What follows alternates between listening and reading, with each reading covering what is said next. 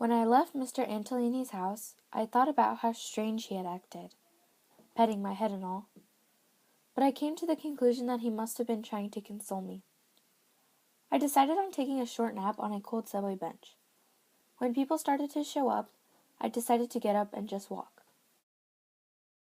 Suddenly, I noticed how Christmassy Fifth Avenue seemed. It got me thinking about Phoebe and all the fun we used to have horsing around and people watching. I remember going to Bloomingdale's together and having the salesman try 100 different shoes on her. That used to crack her up. In the end, we bought her some moccasins, although we never really intended to buy her any other shoes. Suddenly, something eerie began to happen. When I would get to the end of the sidewalk, I would get the sensation that I would never make it to the other side. I would just fall and keep falling, down, down, down. Nobody would ever see me again. Boy, that scared me so much, I started sweating like mad. When I got to the end of each block, I would sort of pretend that Allie was there. I would talk to him and say, "Allie, don't let me disappear. Allie, don't let me disappear. Please, Allie, don't let me disappear."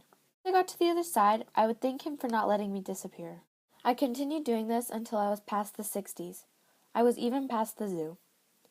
I was out of breath and still sweaty, so I sat down on a bench and started to formulate a plan. I sat there for an hour just thinking and sweating. Finally, I decided that I would just go away. I wouldn't go home. I wouldn't have to go to any more new schools. But first, I had to give old Phoebe her money back and say goodbye. My idea was to hitchhike and bum rides off people until I was out west. There, it would be beautiful and sunny. Nobody there would know me. I could find a job filling cars with oil and gas. I could pretend to be a deaf mute. Man, people would get so tired of trying to talk to me, they would just give up. I wouldn't have to have conversations with anyone ever again.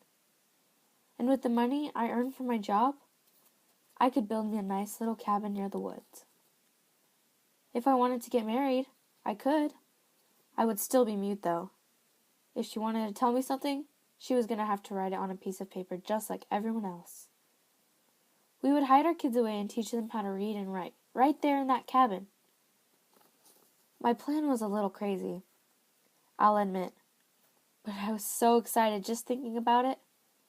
I really was going to do it too, go out west. But first, I needed to tell Phoebe.